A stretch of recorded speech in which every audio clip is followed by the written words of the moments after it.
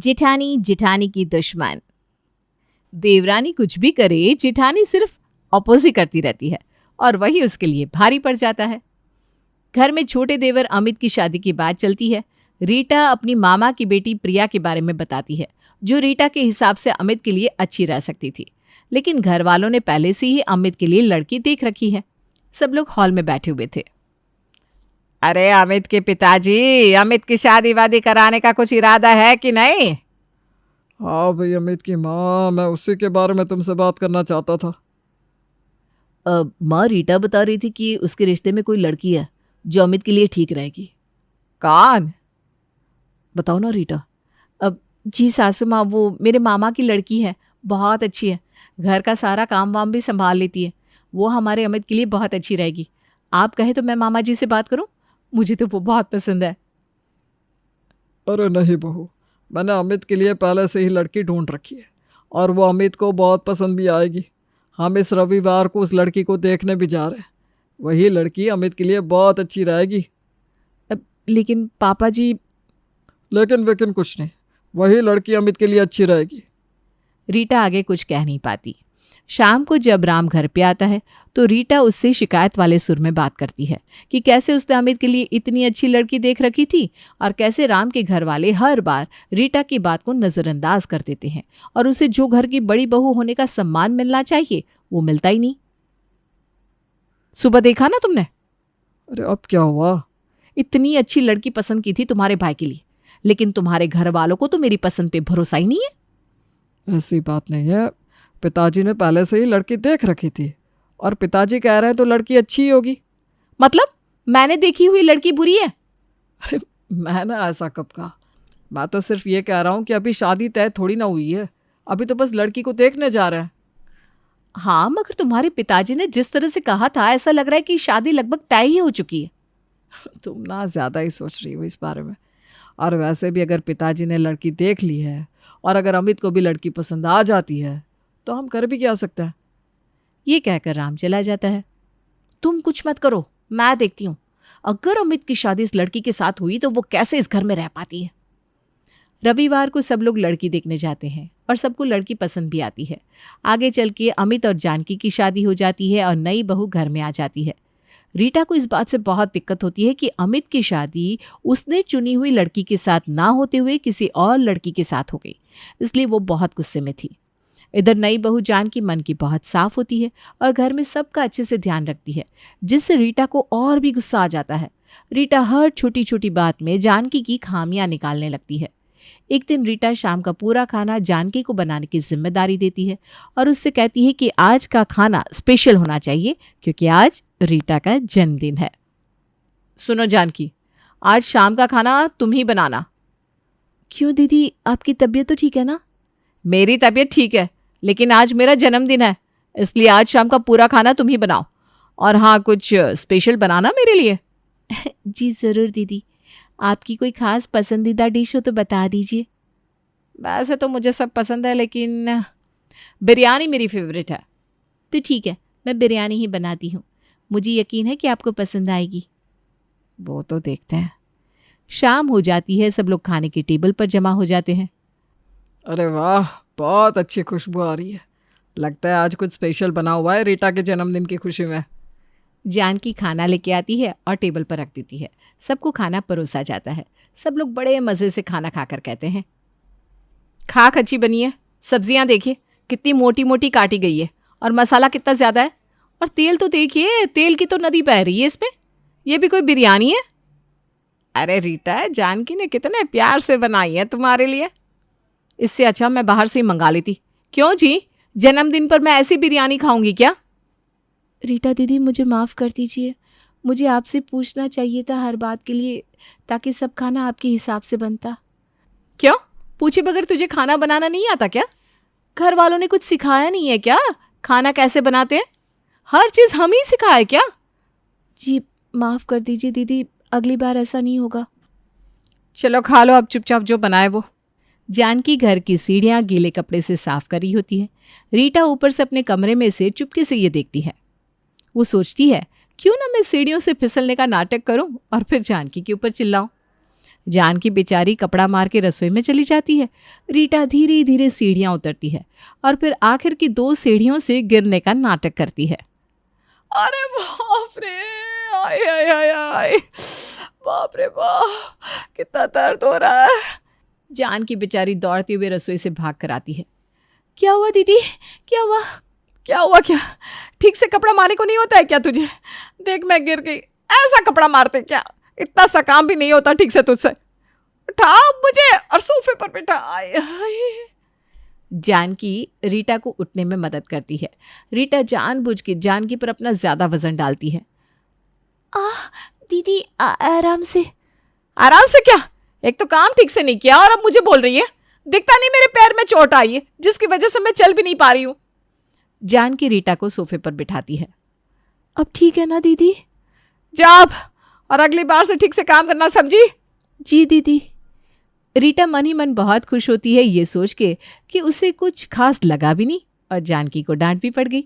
रीटा अपना phone charging के लिए ठीक जानकी के फ़ोन के बाजू में टेबल पर रख देती है, जिससे ऐसा हो कि जानकी जब अपना फ़ोन लेने आए तो गलती से रीटा के फ़ोन को धक्का लगकर रीटा का फ़ोन नीचे गिर जाए और फिर रीटा वापस जानकी पे चिल्लाए और उसकी खामियां निकाले।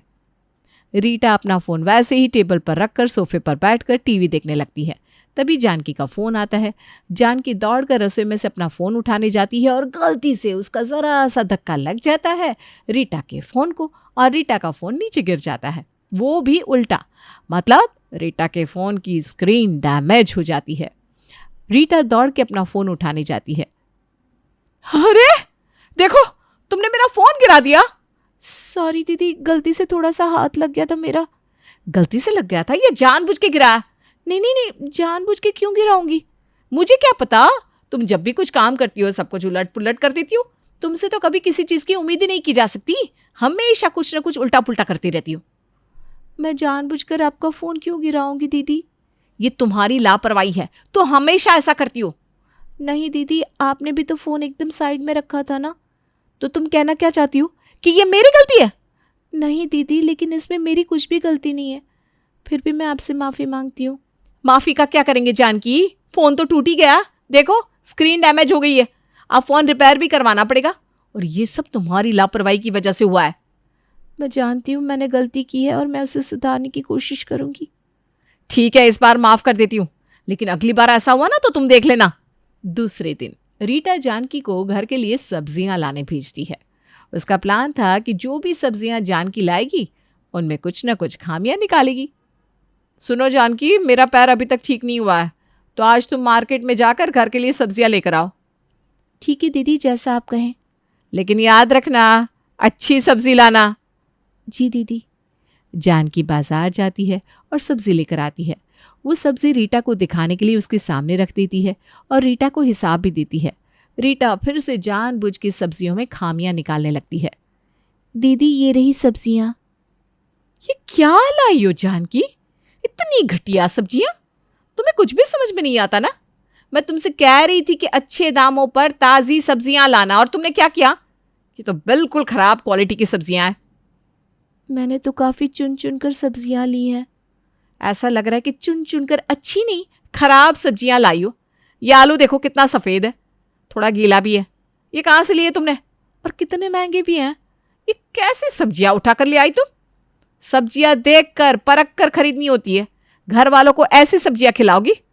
तुम तो ज्यादा पैसे देकर घटिया सब्जियां उठा लाई। तुम मुझसे सीखती क्यों नहीं हो? पूरे पैसे बेकार में खर्च करती है। अब इन सब्जियों को अच्छे मसाले डाल के ठीक से चुन के बनाना। जानकी बेचारी कुछ नहीं बोल पाती। मुझे माफ कर देना दीदी।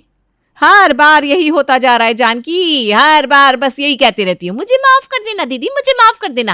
अरे कितनी बार माफ करूं? आखिर मेरी भी तो मर्यादा है कुछ। आगे से काम में ध्यान रखा करो, तुम्हारी लापरवाही की वजह से पूरे घर को भुगतना पड़ता है। जी दीदी। रीटा खुश होते हुए अपने कमरे में चली जाती है। जानकी उदास होकर अपने कमरे में जाती है। वो सोचती रहती है कि हर बार रीटा उसे कुछ न कुछ बहाने बनाकर उसके कामों में खामियां ढूंढती रहती है।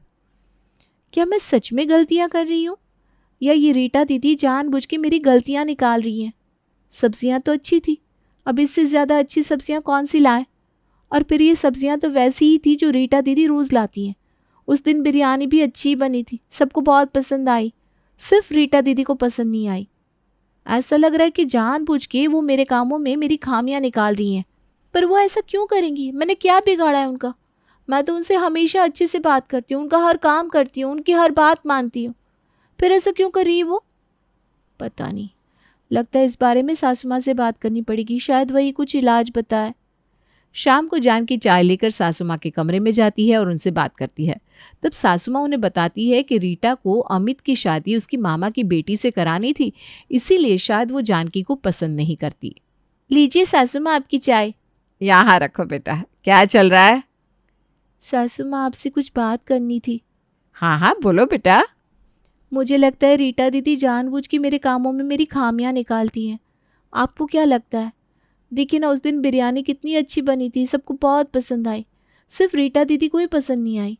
और मैंने तो सब्जियां वैसी ही लाई थी जो रीटा दीदी रोज़ लाती है, फिर भी उन्होंने मुझे डांट दिया। मुझे भी ऐसा ही लगा था, मैं भी सोच रही थी इस बारे में। अच्छा हुआ तूने बात छेड़ दी। देख, दरअसल ना रीटा अमित की शादी उसके मामा की लड़की से कराना चाहती थी और शायद इसीलिए वो तुझे पसंद नहीं करती। तो अब मैं क्या करूं? उनसे सीधे बात करूं क्या इस बारे में? अरे नहीं नहीं, पहले उससे ये दिखाओ कि गलतियां तो वो भी करती है, फिर अगर ज़रूरत पड़ी तो बात करना। हाँ, ये ठीक रहेगा। दूसरे दिन सुबह रीटा सबके लिए चाय बनाती है। चाय ठीक ठाक होती है, लेकिन जानकी और आशा दोनों मिलकर रीटा की बनाई हुई चाय में खामियां निकालती हैं। जानकी और आशा हॉल में बैठकर सब्जियां काटती रहती है, तभी रीटा चाय बनाकर लाती है। जानकी और आशा चाय लेते हैं, रीटा भी उनके साथ बैठकर चाय पीने लगती है। रीटा दीदी, चाय तो फीकी बनी है। क्या? मैंने बनाई हुई चाय फीकी है? हो ही नहीं सकता। रीटा चाय पीती है। नहीं तो बिल्कुल ठीक है, चाय तो तुम ही फीकी बनाती हो। नहीं रीटा, जानकी ठीक कह रही है, मुझे बिना चाय बहुत फीकी लग रही है। क्या दीदी, आप तो हमेशा बोलती हैं कि आपको हमेशा चाय अच्छी बनानी आती है, और अच्छी वाली चाय ना हो तो आप पीती भी नहीं। आज आपकी बनाई चाय फीकी होगी। बस बस जानकी, ज़्यादा खुश मत हो जाता है कभी कभी। रीटा को बहुत गुस्सा आता है, लेकिन वो आगे कुछ कह नहीं पाती। जानकी और आशा एक दूसरे की तरफ देखकर मुस्कुराते हैं। जानकी खाना बना के सबको परोसती है। रीटा वापस जानकी के बनाए हुए खाने में खामियां ढूंढने लगती है, लेकिन जानकी रीटा को ही उल्टा सुना देती है। ये कैसा खाना बनाया तुमने जानकी? इस पे तो कुछ स्वाद ही नहीं है। रीटा दीदी, ये खाना तो मैंने आप ही के तरीके से बनाया है, लगता है आप ही अपना तरीका भूल गई हैं, या तो आपको आपके तरीके का खाना पसंद नहीं आ रहा। अब या तो आपके मुंह का स्वाद ही चला गया है, क्योंकि बाकी सबको तो खाना पसंद आ रहा है, सिर्फ आपको ही मेरे खाने से तकलीफ हो रही है। ये सुन के रीटा कुछ न बोलते हुए गुस्से से निकल जाती है। एक दिन रीटा कपड़े धो के ठीक से सुखाती नहीं, उसके धोए हुए कपड़े में हमेशा थोड़े दाग भी रह जाते हैं। दीपक ये बात घर में सबको बताता है, तब पता चलता है कि वो कपड़े रीटा ने धोए थे। जानकी और कुसुम दोनों मिलकर खूब सुनाती है रीटा को इस बात पे। दीपक अपनी सफ़ेद कलर की शर्ट लेके नीचे आता है। अरे भाई, ये शर्ट किसने धोई है? रीटा भाभी, जानकी भाभी, कुसुम, कहाँ हो सब लोग? किसने धोई है ये शर्ट ऐसी? कौन ऐसे कपड़े धोता है हमेशा? भैया मैंने नहीं, ये शर्ट शायद रीटा भाभी ने धोई है। तब तक रीटा और जानकी भी आ जाते हैं। क्या हुआ, क्यों चिल्ला रहे हो? देखिए ना भाभी, किसी ने इसकी शर्ट ठीक से नहीं धोई, इसमें अभी भी कितने दाग हैं। ये शर्ट तो रीटा भाभी ने धोई थी। हाँ मैंने ही धोई थी, लेकिन मैंने तो ठीक से धोई थी। रीटा भाभी, आप हमेशा ऐसा ही करती हैं। उस दिन आपने अमित की भी शर्ट ठीक से नहीं धोई थी। अमित मुझ पर कितने चिल्लाए, मुझे फिर से शर्ट ठीक से धोनी पड़ी। हाँ रीटा भाभी, आप ना एक भी काम ढंग से नहीं करती, आपका ध्यान कहाँ रहता है? मैं भी कभी कभी आपके किए हुए काम दोबारा से करती हूँ। ऐसा बोल के कुसुम निकल जाती है। ये लीजिए शर्ट, अब इसे वापस अच्छे से धोइए। रीटा भाभी, लगता है आप सिर्फ दूसरों की खामियां निकालती रहती हैं, इसीलिए आपका खुद के कामों पर ध्यान ही नहीं है। आप सिर्फ मुझे ताने मारती रहती हैं। ऐसा मत कीजिए, हम सब एक ही घर के सदस्य हैं, हमें मिलजुल के रहना चाहिए और एक दूसरे को संभालना चाहिए। लाइए, वो शर्ट मैं धो के सुखा देती हूँ। तुमने ठीक कहा जानकी, मुझे माफ़ कर दो। मैं तुम्हारे कामों पर इतना ध्यान देने लग गई थी कि खुद के ही काम ठीक से नहीं कर रही थी। अब हम सब अपने अपने काम ठीक से करते हैं।